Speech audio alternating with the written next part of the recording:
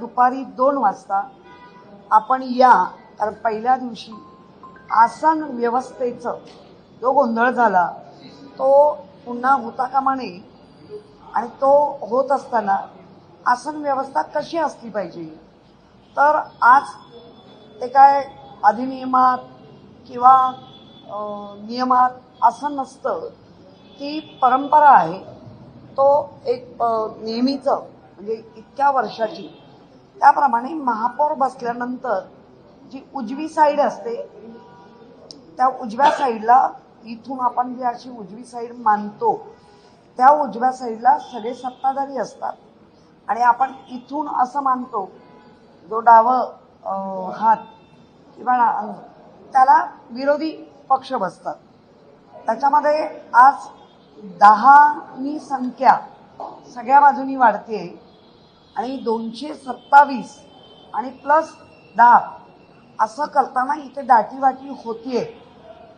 आणि मी कालच एक पत्र दिले की फिजिकली जेव्हा आम्ही बसतो 2-2 अडीच तास, तेव्हा त्यावेळेला अनेकांचं थाय प्रॉब्लेम असू शकतात आणि 45 बरेच नगरसेवक 45 एज क्रॉस केलेले आहे. त्यामुळे डीव्हीटी किंवा व्हेरिकोज ज्याला ऑलरेडी त्रास आहे तो दाटीने तेवढा वेळ ते हे कंट्रोल करू शकणार नाही. त्यामुळे तो थोडा सुटसुटीतपणा असला पाहिजे आणि तो सुटसुटीतपणा असण्यासाठी आपल्याला तुम्ही सांगा, महापौरांनी सांगावं कशी आसन व्यवस्था करणार आहात. कारण महापौर म्हणून नंतर बिल्डिंग मेंटेनन्स आणि MS असं मिळून आणि आम्ही सगळे गट येते त्याच्यावरती आम्ही एक चर्चा केली आणि महापौरांनी पण सांगितलं मी उद्या निवेदन करणार आहे. ते जेव्हा निवेदन करतील 16ला, तेव्हा त्यांच्या निवेदनामध्ये काय आहे ते बंधनकारक सगळ्यांना असणार आहे. कारण जेव्हा एखादं निवेदन देतो तर आसन व्यवस्था सगळ्यांसाठी सुटसुटीत असायला पाहिजे. डावी बाजू नक्कीच आम्ही बसणार आहोत. त्या डावी बाजूचं सेपरेशन कसं असं ते आम्ही त्यांना सांगितलंय आणि ते मेंटेनन्स नंतर MS आणि महापौर आणि त्यांचे असलेले गटनेते खणकर ज्यांनी ते मान्य केलंय. माझ्याबरोबर सर्व बाकी पक्षांचे म्हणजे विरोधी पक्ष म्हणून आम्ही एकत्र होतो. 16 तारखेला ते निवेदन करतील. त्या निवेदनांमध्ये ते जे सांगतील आणि त्याच्यानंतर जी आसन व्यवस्था होईल त्याच्यानंतर ती परमनंट असेल. एवढंच आज ठरलंय. ताई, मालेगाव महापालिकेमध्ये समाजवादी पार्टीचे जे उपमहापौर आहेत त्यांनी टिपू सुलतान यांचं आपल्या दालनामध्ये छायाचित्र लावले. त्यांनी हिंदुत्ववादीच्या संघटनेचे आक्रमण झालेलं पाहायला मिळतं. कसं पाहताय? बघा, हा टिपू सुलतान हा विषय मागच्या वेळेला पण एका मैदानावरनं गाजलेला आहे. त्याचं नामकरण करताना तुम्ही सगळे ॲब्स्ट्रॅक्ट घेतलेले आहेत. त्यामुळे परत आता हे कुठच्या महापालिकेत घडलंय? मालेगाव जेव्हा आपण बघतो ती लोकसंख्या कशी आहे, त्यांचे काय आहे ते तिथल्या तिथे त्यांना मिटवू देणार. तिथून मी त्याचं काय हे देणार. त्यामुळे मला वाटतं गडे होऊन गेले. आणि कालच RSSच्या प्रमुखांचं आम्ही ऐकलं की ज्यानी म्हणजे टिपू सुलतान क्रूर होता का, तो इतिहास आहे, तो कोण बदलणार. हे नाही बदलू शकत ना आम्ही नाही बदलू शकत. तो इतिहास आहे, रचलेला इतिहास आहे, त्याला कोणी बदलू नाही शकत. म्हणजे उद्या जेव्हा आम्ही पण ह्या जगातून जाऊ त्यावेळेला आमचा पण तो इतिहास असेल ना. म्हणजे आम्ही तेवढे मोठे नक्कीच नाही त्या काळातले, पण ह्या काळातले बाबा ते आक्रमक होत्या, त्या असं हा इतिहास रचला जातो. त्यामुळे त्या इतिहासामध्ये तिथे काय आहे त्याचं उत्तर तिथले लोक देतील. व्हॅलेंटाईन डेला विरोध करण्याची भूमिका मध्य प्रदेशातल्या शिवसेनेने घेतली आहे. ते व्हॅलेंटाईन डे साजरा करताना दिसतील त्यांची आम्ही लग्न लावणार अशी भूमिका मध्य प्रदेशात शिवसेनेने घेतली. शिवसेनेच्या दोघांसाठी प्रश्न आहे, शिलेदारची तुमच्यासाठी आणि शिवसेनेची. मुळात व्हॅलेंटाईन डेला आमचा तेव्हाही सांगणं होतं, हा जो डे आहे हा डे परदेशातनं आलेला डे आहे. आपण तर कायम प्रेम करतो, मग ती आपली आई असेल, आपली बहीण असेल, अगदी आपली प्रेयसी असेल, टेम्पररी आहे की परमनंट आहे ते त्याचं त्यांनी ठरवावं. पण एका दिवसापुरता तो नसावा आणि त्याचं जे स्वरूप जी तरुण मुलं ती सौम्य करण्याचा आम्ही प्रयत्न करतोय. कारण त्या डेला प्रेम व्यक्त होत आहे. मग अशा अनेक कुटुंब आहेत की ते जाऊन आईला पण गुलाब देत आहेत, ते जाऊन आपल्या बहिणीला गुलाब देत आहेत. उद्या किल्लेदार मला गुलाब देईल, बाई मला तुमच्याबद्दल आदर आहे. प्रेम आदर हा व्हॅलेंटाईनचाच भाग आहे. उद्या हेही सांगू शकतात, बाबा आम्ही तुम्हाला आदरयुक्त बहीण मानतो, आदरयुक्त ताई मानतो, आदरयुक्त आई मानतो.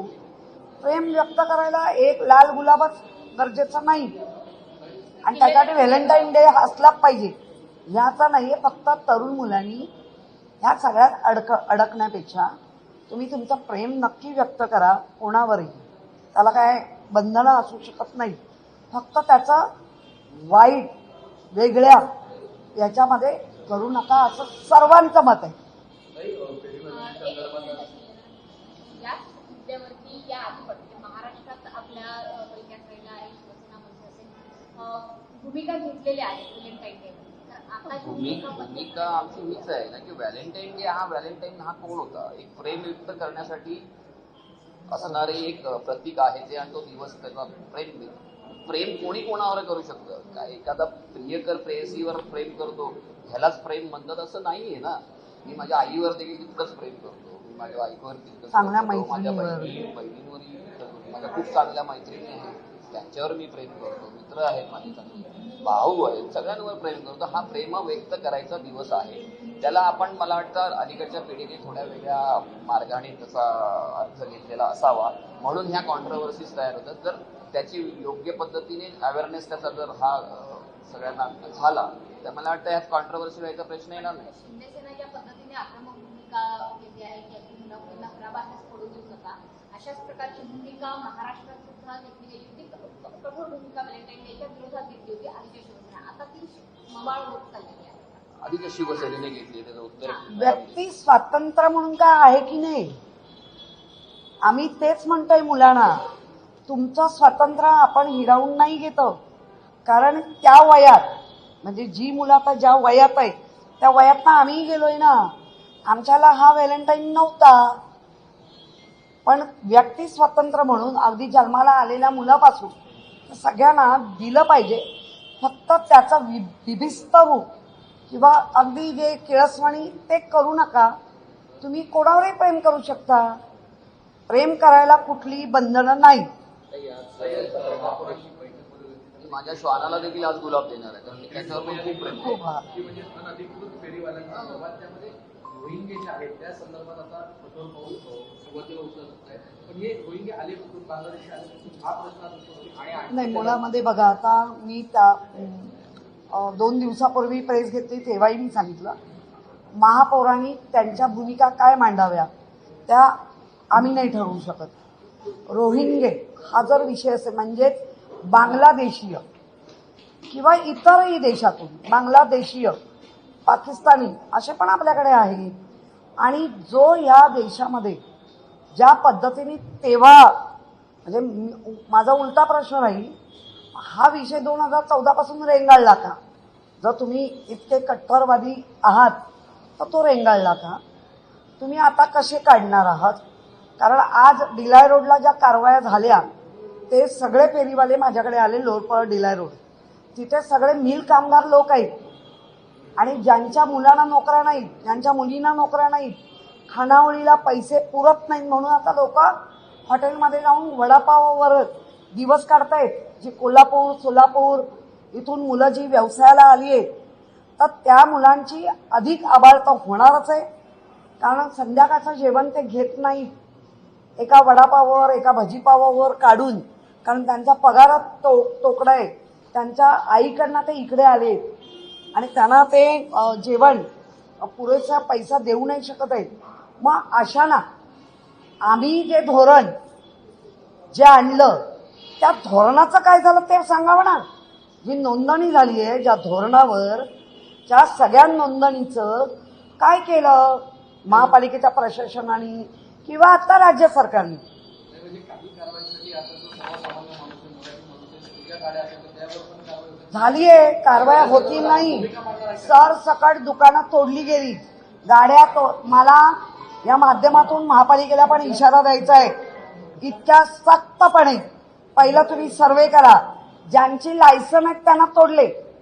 म्हणजे हे ब्रिटिश राजवट नाहीये. पण ताई, ज्या पद्धतीने फेरीवाले बसतात तर ह्याच्यामध्ये कुठेतरी पोलीस आणि अधिकारी देखील बऱ्यापैकी सहभागी असतात, तर त्यांच्यावर निलंबनाची कारवाई व्हावी. मला पोलिसांना आज माझ्या डिला रोडला मी जाते आता संध्याकाळी पोलीस स्टेशनला मारतात. म्हणजे काय, ज्याचा धंदा आहे उचलायला आल्यानंतर तो जरा जवळ करत असेल आणि जरा थांबणार वगैरे तर तुम्ही त्यांना मारणार. पोलिसांनी पण एवढी दादागिरी करू नये. गरीब आहेत ती मुलं, जे मध्यमवर्गीय आहेत. मला सांगा, ज्यांच्याकडे सगळी सुबत्ता आहे तो जाऊन फुटपाथवर बसेल का? आणि हा विषय या महाराष्ट्रापुरता म्हणजे सगळ्या देशात आहे.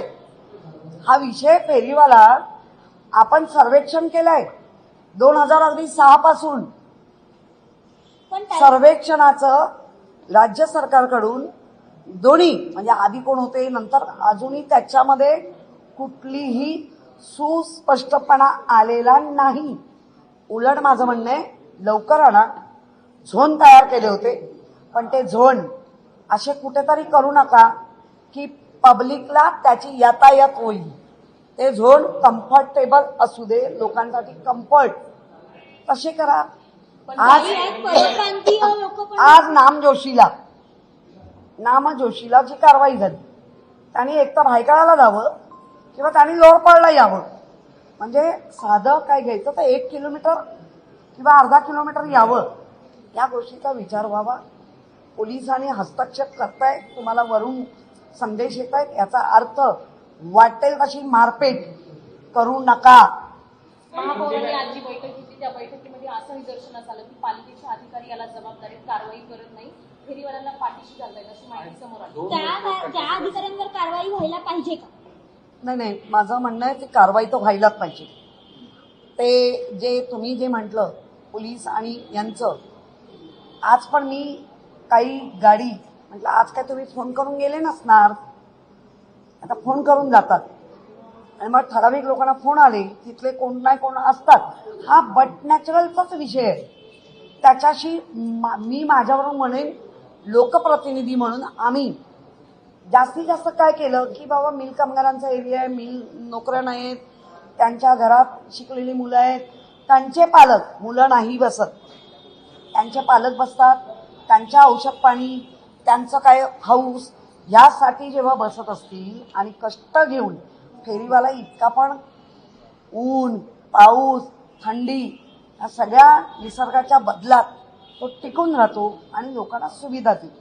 आपण एक प्लॅन केला पाहिजे, जो झालाय त्याला कार्यान्वित कसं करता येईल ते केलं पाहिजे. एक महत्त्वाचा विषय असा आहे, एकच मिनिट तुम्ही जे म्हणालात ना, 2 वर्ष प्रशासक राज होतं मुंबईमध्ये आणि 2 वर्ष 9 महिने त्याच्यात सॉफ्टवेअर खराब झालेलं होतं आणि सॉफ्टवेअर खराब झालं असल्यामुळे कुणालाही जन्मदाखले दिले जात नव्हते आणि त्यामुळे डॉक्टरांनी स्वहस्ताक्षरामध्ये लिहूनही काही लोकांना दिले.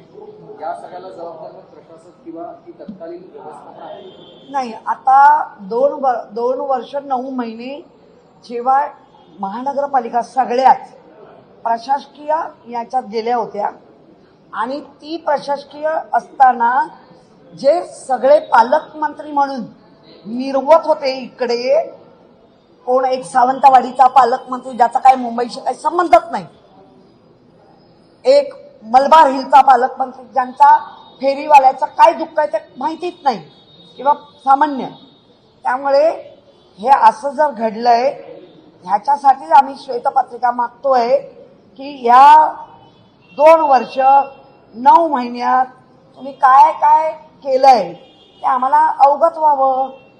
कारण युडी आणि पालकमंत्री म्हणजे जे आमदार, पालकमंत्री, मुख्यमंत्री यांच्याच दायऱ्यात हे काम चाललं होतं ना, मग महापालिकेने त्यांच्या दायरेतून आम्हाला उत्तर द्यावं किंवा राज्य सरकारने आणि जे तथाकथित पालकमंत्री होऊन गेले त्यांनी द्यावं उत्तर.